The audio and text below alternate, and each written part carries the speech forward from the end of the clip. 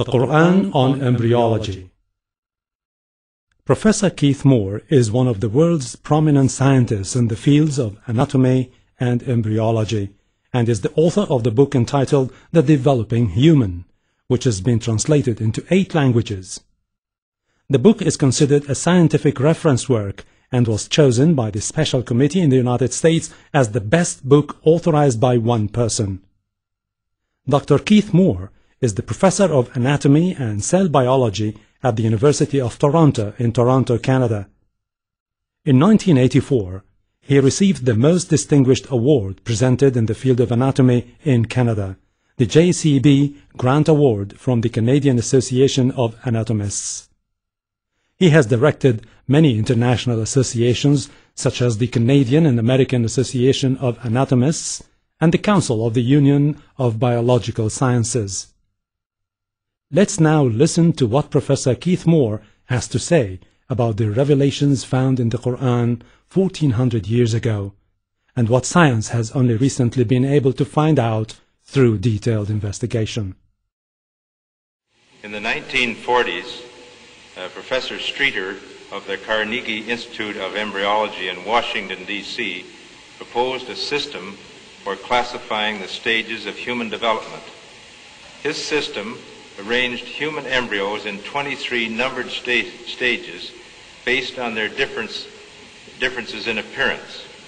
The Carnegie system of classification was used around the world until the 1970s, when a more refined system was proposed by Dr. Ronan O'Reilly of the Carnegie Institute of Embryology, now in San Diego, California.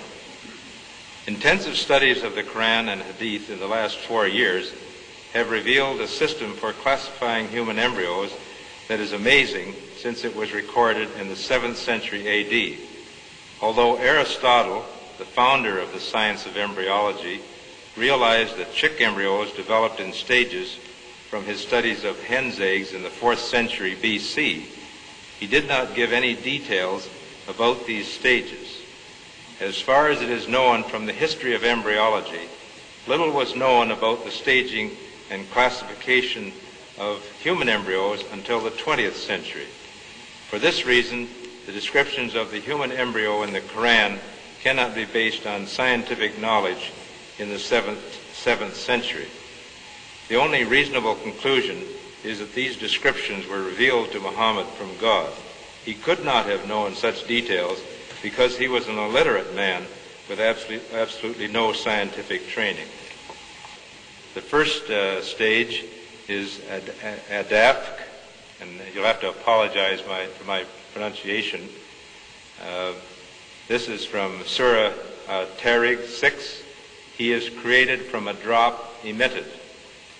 This Arabic term refers to the forceful emission of fluids which occurs during ejaculation in the male and ovulation in the female.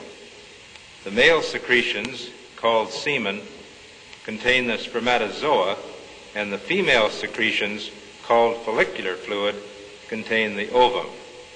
This is the stage of fertilization and the nutfa, and after this is what we call the zygote, referred to in the Quran as the nutfa, and the nutfa undergoes division, which we call cleavage, as it passes down the uterine tube. And so these are the stages of the nutfa here as it undergoes cell division. This term is used several times in the Quran when referring to the beginning of development.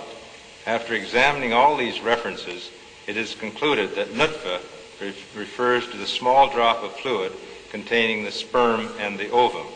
The term nutfa is also used to refer to the dividing zygote as it undergoes cleavage, cell division, and passes along the uterine tube to enter the uterus.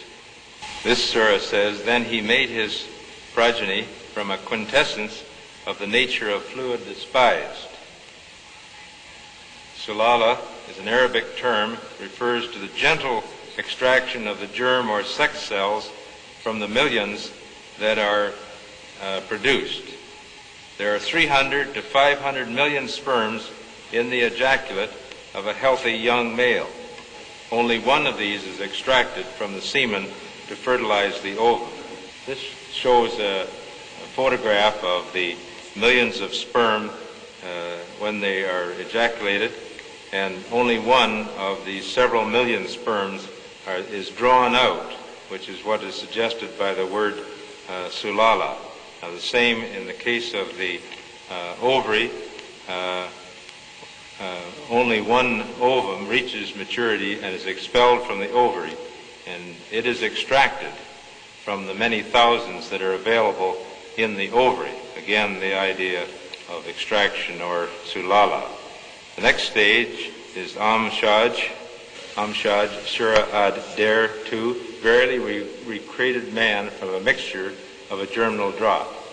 Amshaj, then, is an Arabic term, is used in the Quran to describe the mixing of the sperms and the ovum. During fertilization, the ovum rotates within the fluid containing the sperms until one of them is successful in penetrating its covering layers, which we call the corona radiata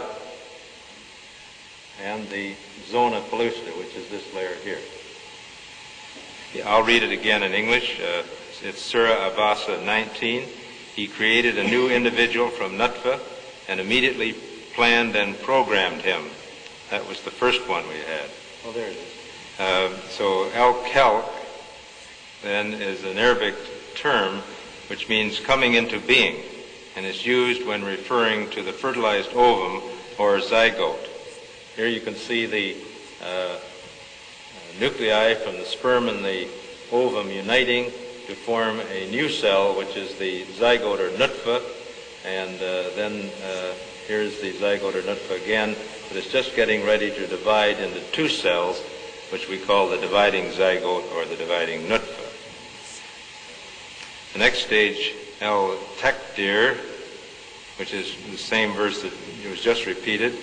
This Arabic term means the determination of characters, and appears to refer to the fact that from the beginning the zygote or nutfa contains genetic factors in the chromosome